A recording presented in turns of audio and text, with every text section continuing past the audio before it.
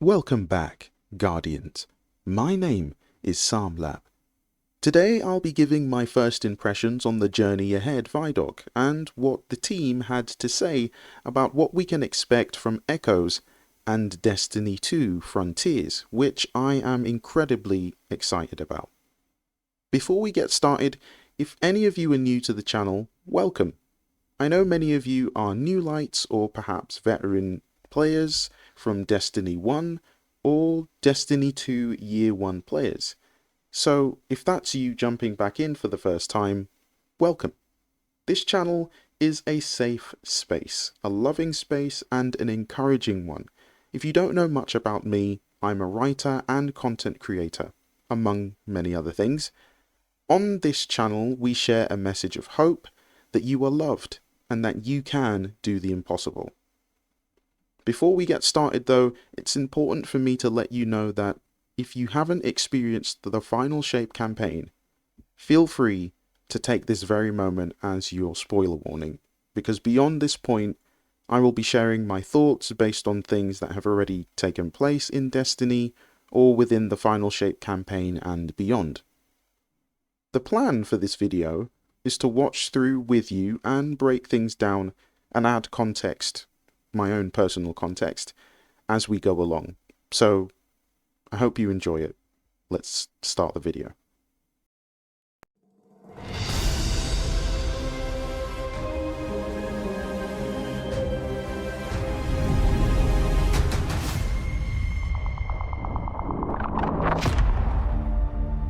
Okay, so before the video even gets started, I want to jump in for a second.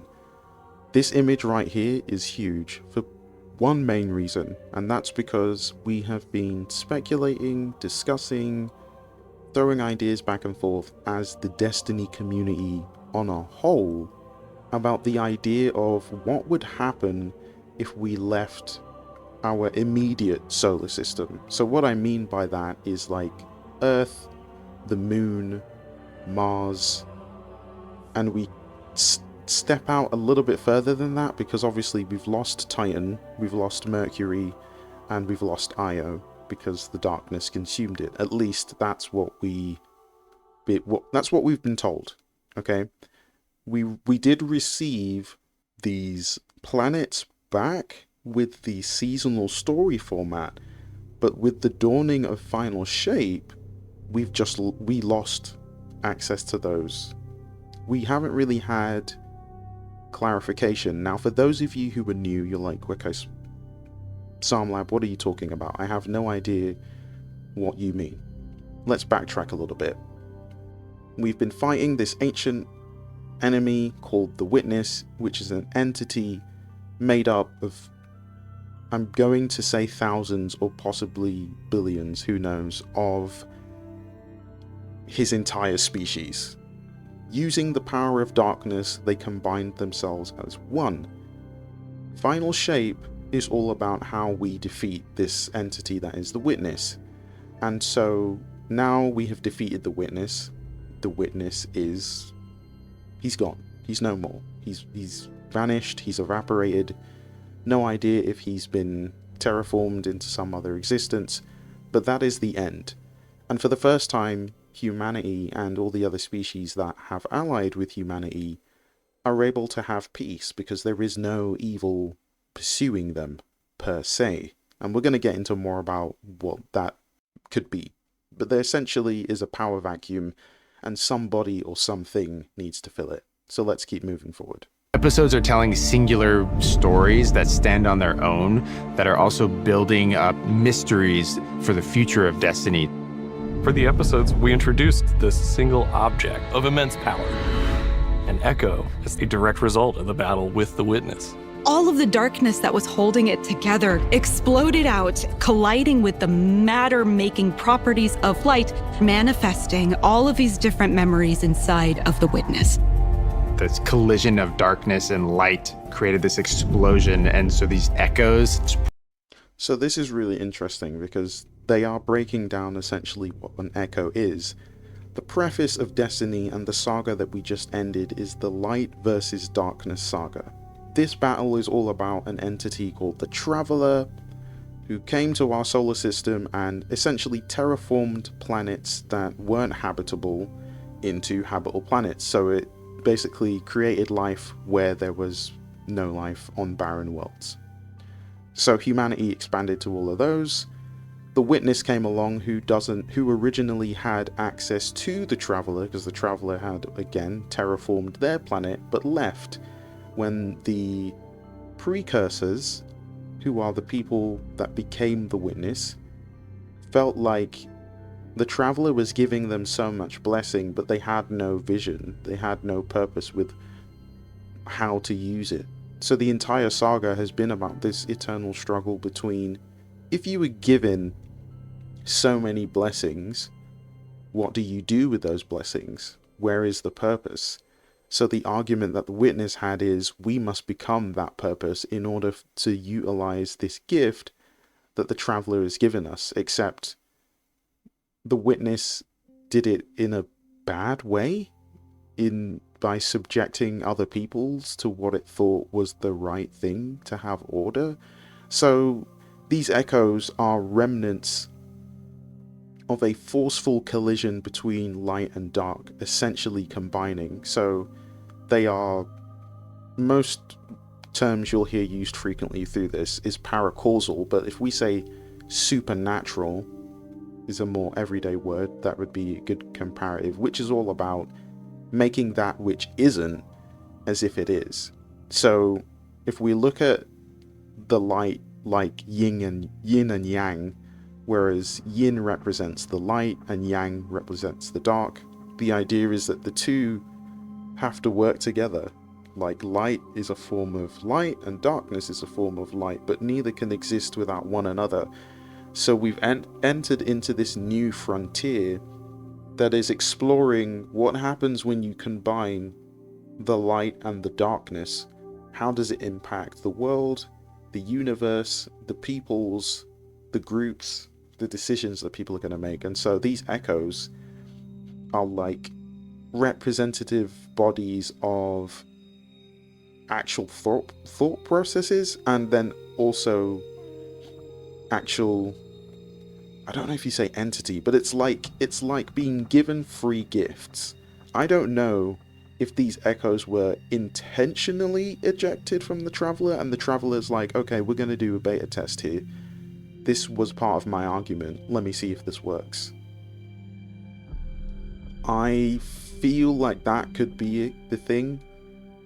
Bife has spoken about this before. I have spoken about this before. Venexatron has spoken about this before. Myling Games has spoken about this before. So there's many, those names I mentioned are other lore creators, if you don't know. And many of us have discussed these ideas before. But here on my channel, this is a concept that we talk about frequently. So I'm going to move forward because I don't want to lose too much context. Spread across the galaxy.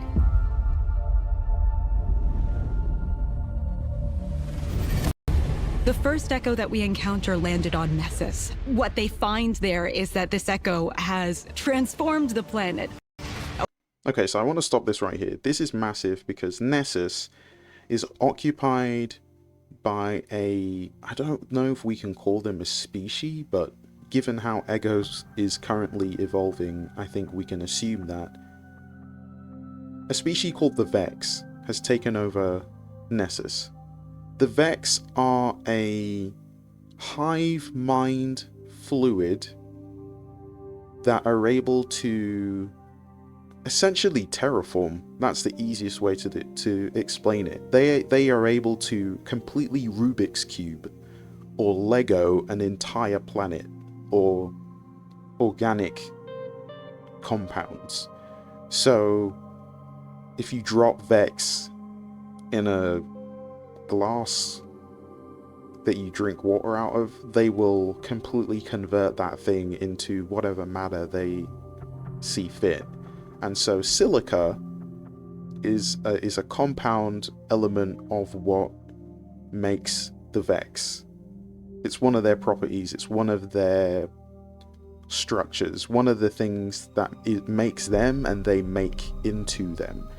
And so the argument or the conversation has always been that they've existed since the beginning. So they existed before the Witness, they existed before the Traveler, and were around when the Gardener and the Winnower, who for this conversation we'll say are the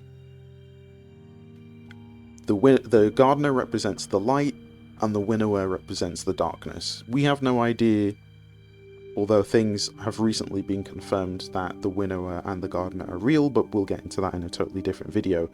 But the Vex are undergoing a transformation because this Echo has landed on their planet. This is scary, okay, because the Vex have always been trying to computationally understand paracausality, and we're now talking about the idea of paracausal power landing on their planet, and it's changed the planet, but it's also changed the Vex.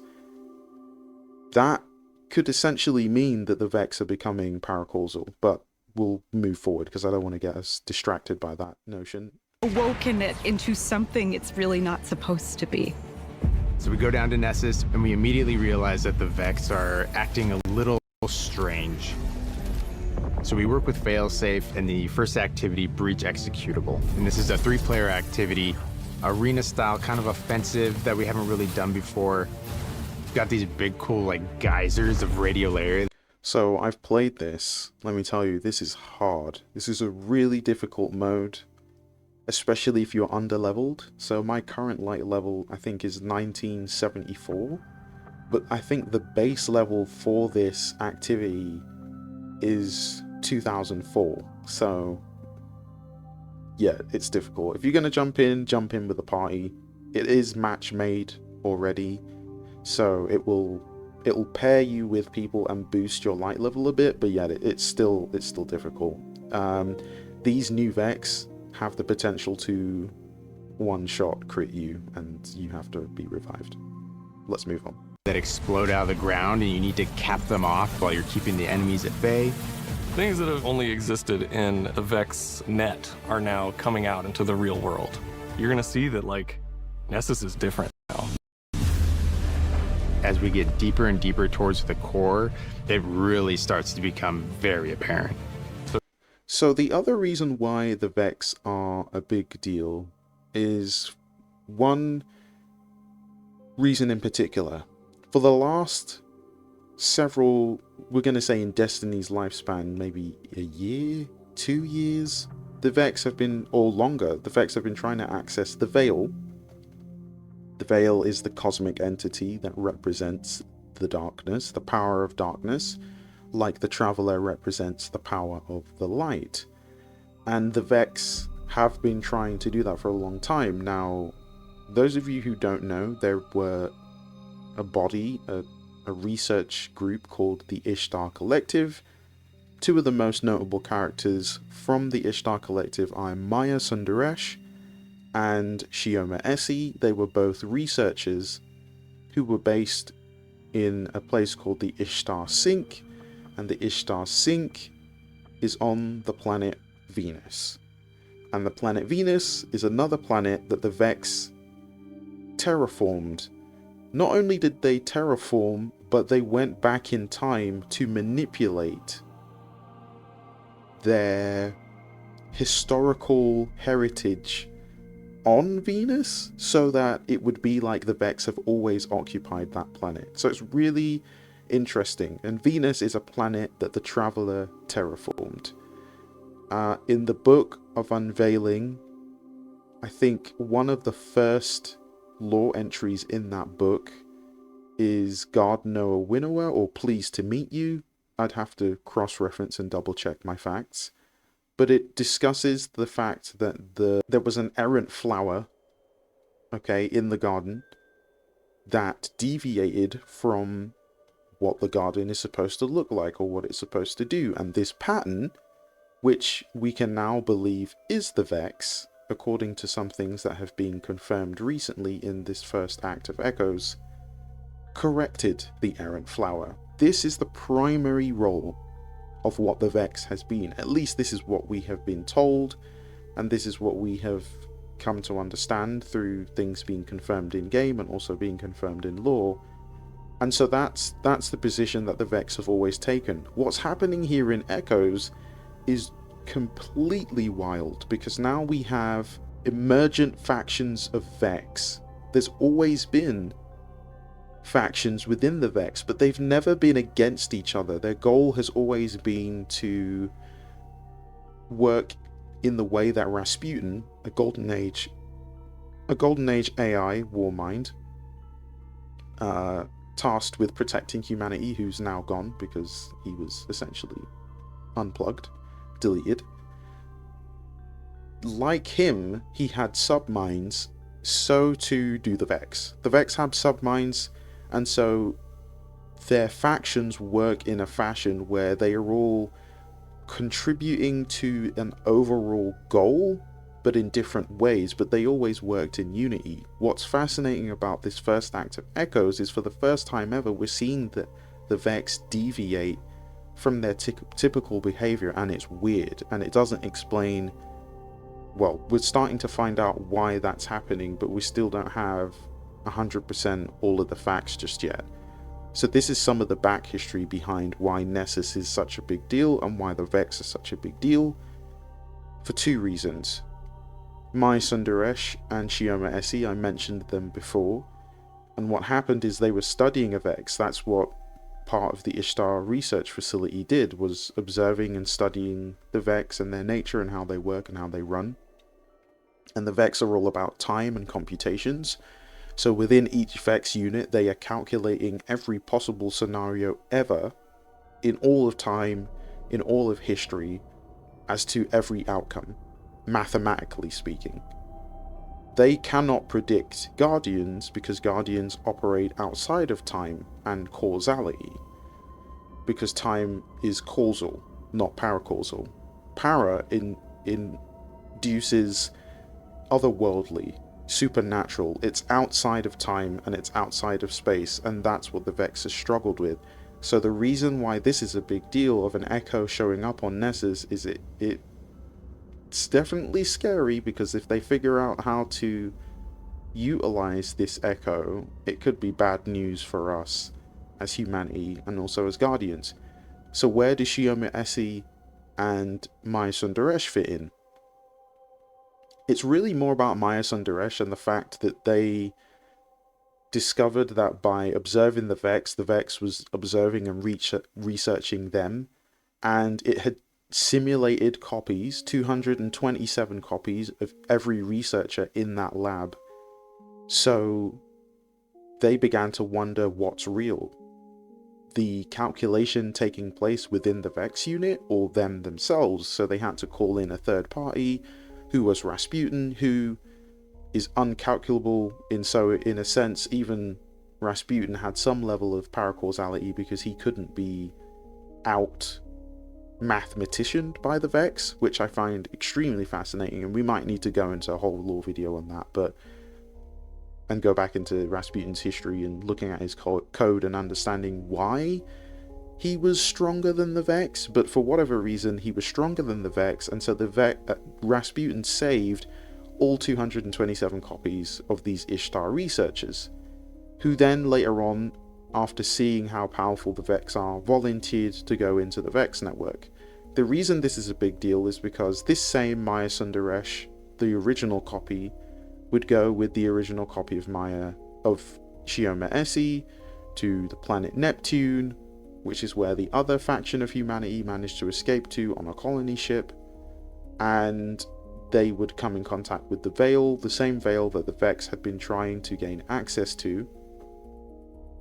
Maya Sundaresh would begin to lose her mind, go insane, and all we know is she died trying to essentially do what the Witness did, but also made copies of herself, who later became Lakshmi too. Now, we have no idea how many copies of Lakshmi she made, but the 2 implies the number of times that Nexomind has been wiped in order to stave billboarding and some of the other psychological effects of transferring a human mind into a robot, essentially. That's what Exos are. Scientifically super enhanced robots. And so we know that Maya made herself one, who was Lakshmi 2, who was the leader of a group within the lost city of humanity where the Traveler used to be over, called the Future War Cult. And the Future War Cult were all about the future and predictions, and they had a device called the Mind Forking device based on Vex technology and Vex algorithms. And all this time, we had no idea that this Lakshmi 2 was Maya Sundaresh. So there's a whole lot of question marks, and a lot of our hopes for us lore content creators is that this season is going to begin to answer some of that. So we'll see what happens the further we go. But yeah, I wanted to explain that as we push further into this. You're going to go down into these landmarks and you're going to unearth the ancient secrets of a lost civilization. We have a mysterious new enemy, and they are able to do things that we have not encountered in an enemy before. Okay, this is another big deal. I had to stop here. This unit, we've never seen a unit like this. This isn't a Vex, and this isn't an Exo. So what is it? Some people think it's a combination of both. Some people think it's a cyborg. There appears to be a hand here of somebody above this unit that's being built. Is it Maya Sundaresh? Is it Lakshmi 2? We have no idea who this is. So it's going to be really interesting to see what happens with this character or when this character is revealed. But I wanted to stop and make a quick note of that so that we can all keep a mental note. We're seeing new behavior from the Vex. Who is behind this, but also what are they doing and to what end?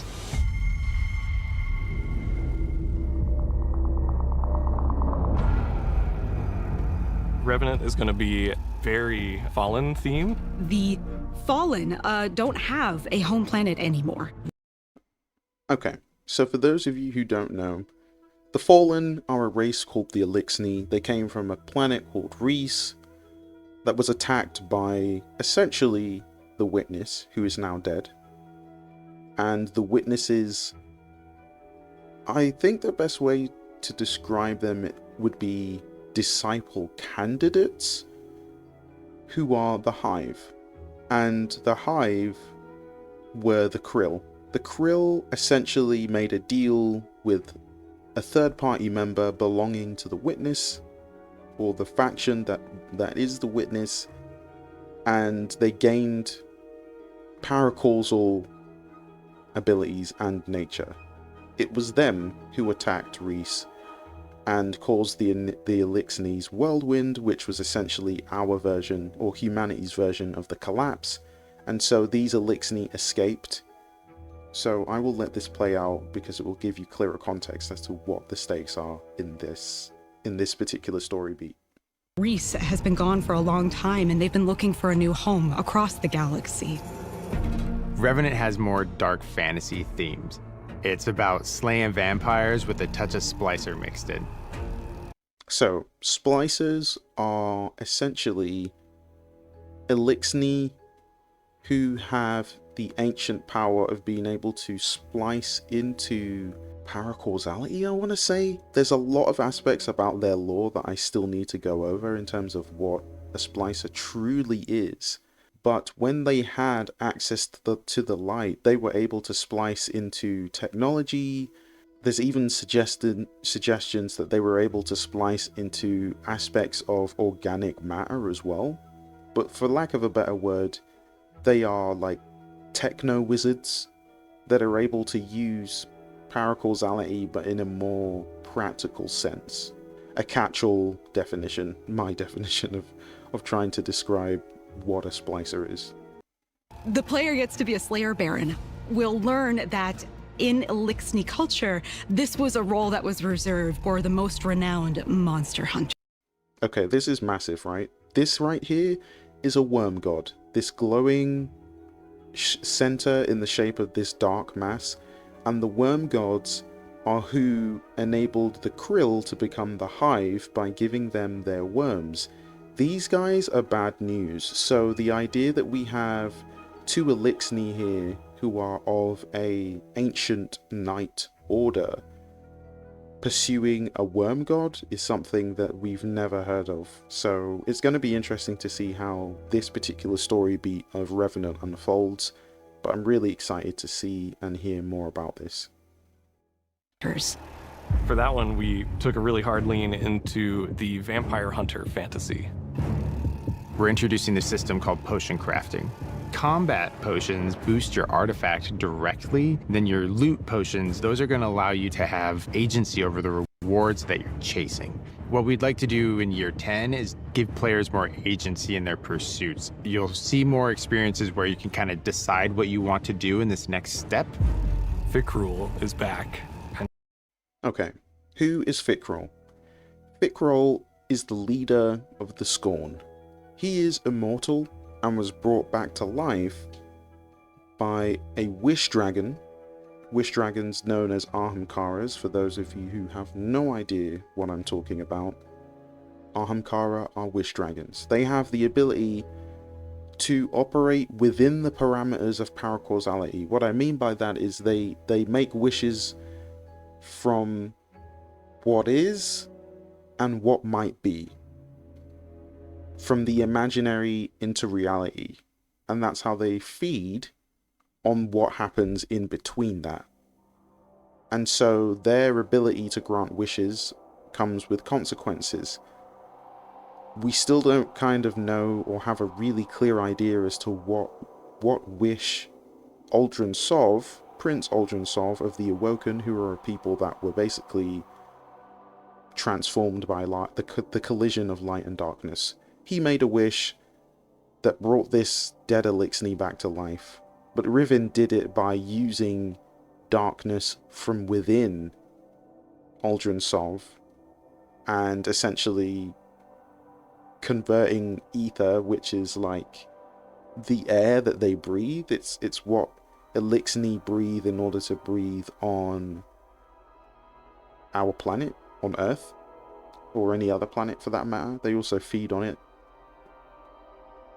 And so Fickrul is a deceased Elixni that was brought back to life using wish magic, similar to what happened to Cade 6 within the Pale Heart. The only difference is Riven's intent was good with Cade versus it being bad with Aldrin Sov and Fickrul. Fickrul is the leader, or was the leader, of the Barons, who were a group of other Elixni that Fickrul had raised back to life using Dark Ether. And so we haven't seen Fickrul for a long time, and this is the first time he's returned back to the Reef again. But this time he has an echo, one of the echoes that has left the Traveler, and it appears that this brother has mastered how to wield it and use it, because not only has he had a complete facelift, but he's also gathered more Elixni and Scorn. So this is going to be really interesting to see what happens here. He's got the Echo, and this is what Fickrul's using to build his new Army of Darkness. And he's moved into an Awoken Watchtower, Fickrul's Vampire Keep. We took a lot of inspiration from horror for that one. Heresy is about the Hive Pantheon dealing with some new interesting revelations that happen. Okay, we spoke about the Hive, all the way from the planet of Fundament, and the Hive siblings that are Oryx, Savathun, and Ziva Arath.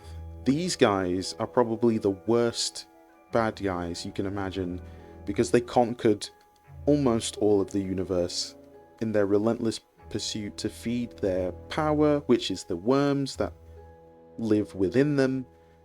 And the worms belong to the worm gods, who were scary giant monolith creatures that are essentially worms of evil, or they became evil. Long story behind them. I guess we need to do a video all about what worm god is. And yeah, that's what this act, or this episode, is going to be about. But let's hear what the devs have to say. We want to take the Hive Pantheon and shake up the snow globe. It means that we want to take the existing relationships that we see inside of it and put them through such a stress test that they come out changed. Okay, just want to touch on this. I love the fact that we're going to see the Hive Pantheon shaken up and some new revelations brought to light. And I think it's really important expand their story. And what's cleverly happening right now is we're seeing the Vex undergo a transformation, we're seeing the Elixni undergo a transformation, and we're about to see the Hive undergo a transformation through an echo. This is really dangerous, so it's going to be really fascinating to me to see how this pans out. I get the sneaky suspicion that after everything that happened to Ziva Arath at the end of Season of the Witch, which was all about how Eris Morn, who was part Hive, part human, basically made Ziva Arath immortal. There's way more to the story than that, but I have other videos that I will link in the description for those of you who want to catch up. But if Ziva Arath gets her hands on an Echo, I think it's a little bit of an end game again, because what she will be able to do with that power, in the same way that the Vex are about to wield it, and also the Elixni are about to wield it, presents a really big threat in this power vacuum and what we can expect going forward into the next saga for Destiny. Pantheon, dealing with some new interesting revelations that happen. We want to take the Hive Pantheon and shake up the snow globe. It means that we want to take the existing relationships that we see inside of it and put them through such a stress test that they come out changed. In Heresy, there's this new eldritch force that's bubbling up to the surface that is opening new doors, creating powerful mysteries. So this is really interesting. He mentions a new eldritch faction, I guess, rising up from the underbelly of the Hive, and I love that because it's representative of leaving the old and stepping into the new. And I think everybody in the world of Destiny is entering into a metamorphosis. We as Guardians just did, the Vex are, the Elixni are about to, and now the Hive. The reason the stakes are higher with the Hive is because of who they are and because of the Hive logic. And the logic of the Hive is that by testing two forces together, whoever is the strongest deserves to survive. That's essentially what the Hive logic is. That's what the sword logic is. And so those very foundations are being undone, and that's essentially what this new episode is going to be about when it releases. And so we're going back to revisit old places like the Dreadnought that belong to the Hive, but I imagine there may be a similar treatment that happens to other big areas where the Hive are. We saw the Hive undergo this transformation with the Lucent Brood, who have become light bearers, you know, and they're able to have ghosts, or they're able to use the light, and they weren't before, even though that was the Traveler's original intention. And so now that we have a new type of Hive rising up, it's going to be interesting to see how this power struggle takes place. It's going to be interesting to see how the conversation around Oryx returning will be sculpted, because yes, believe me or not, there's plenty of signs within lore. I have a video that I've already scripted that I need to finish, discussing how and where Oryx will return, especially with the fact that his intact body has been recollected, so there's no way he's not going to return. It's just a matter of when, and it makes sense for Heresy to be that would be when he returns. So let's see what else they have to say, and I'll share my thoughts. And ultimately they'd lead us back to the Dreadnought. We're going back to the Dreadnought. It's awesome. Some fans might think. So this is really interesting because I personally never got to experience Destiny 1, and I really hope that they do bring Destiny 1 to PC at some date in the future. But the Dreadnought we have experienced through the King's Fall raid, but every story that I've heard about this place, I really would love to be able to experience it in its entirety. So getting to see it in this new this new shape, this new form, excites me. I think we've forgotten about the Dreadnought completely, but we're going to give it a whole new purpose. We want this to be an eldritch, inscrutable fortress of secrets. The peeling that you'll see on the Dreadnought, the weapons themselves are peeling back to reveal a new, spooky, bony front. Since this release deals with kind of two big themes, we have two armor sets. We've had some armor sets.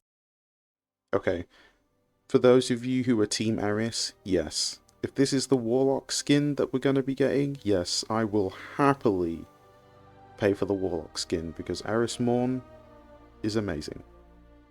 Bungie, please go with this design, it's very good.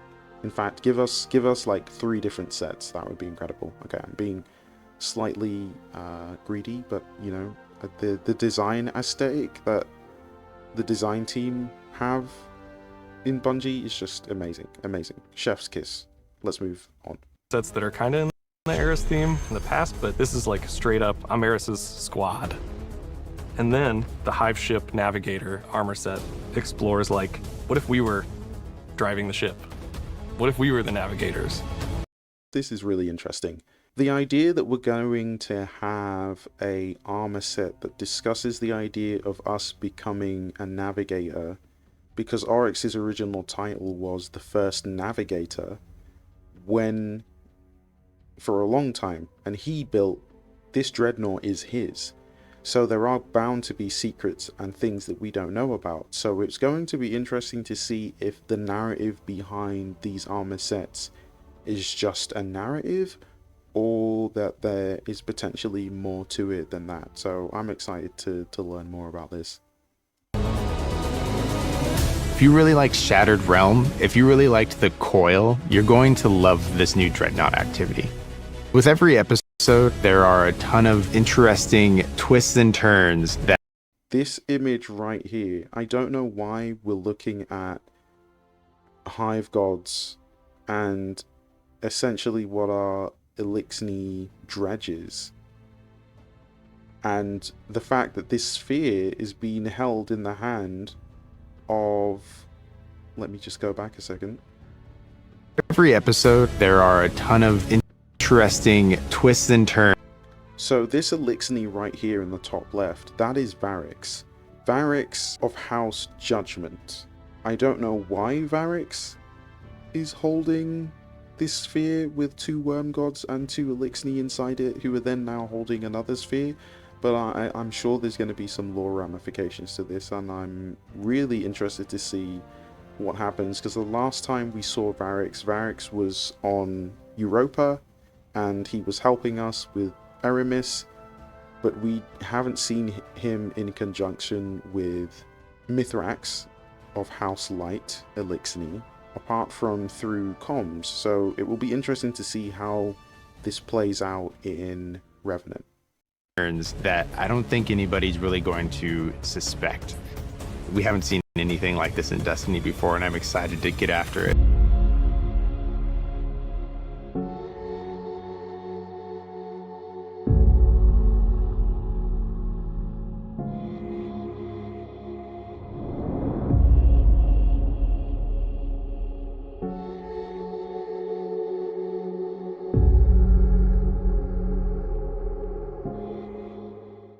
Okay, here we are at this new frontier, codenamed Destiny 2 Frontiers. My friends, this right here, I don't know about you all, but it hit me.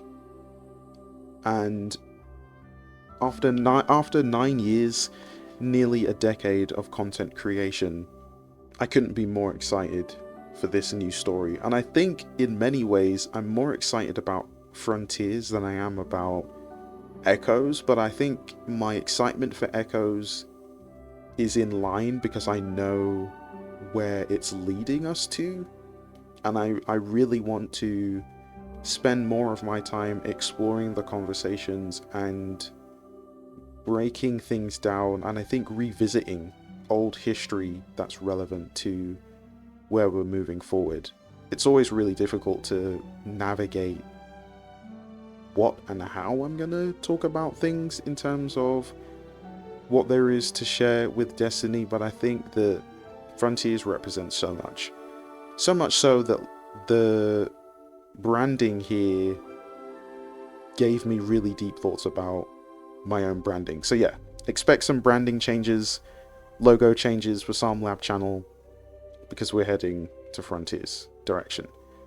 But this is big. We've had so many different lore that talks about it. I did a video the other day kind of breaking down potentially where are the closest habitable worlds for humanity to relocate to other than Neptune, and there's quite a few, especially around Jupiter and Jupiter's moons. But then there is further out than that. Then there is also potentially leaving this system, which is the Sol system, and going to a completely new system, which means a completely new map. I don't know how Bungie intends to do this without increasing the size of the game currently, but it will be interesting to see how they do this, because in order to recolonize or colonize a new system, it's going to require a lot more help. So I wonder if they're going to give the Sol system a similar treatment they did during Seasons. And what I mean by that is that we lose the expansive access to planets that are unnecessary. So only newer planets would stick around, so I would assume we would keep Europa, we would keep the Pale Heart, or maybe not, I don't know. We would keep the Dreaming City, would probably, I imagine, would still be accessible to some extent. Earth would still be accessible to some extent, because to be honest, the only places we're accessing on Earth are the Tower, the EDZ, and the Cosmodrome. The EDZ is only really relevant because of the Shard of the Traveler. I think that's the actual main reason why. And then narratively it ties into a lot of the things that are happening with the Fallen. The Cosmodrome is important because of reasons we know, like Ada 1 and the Weist and the Heck organization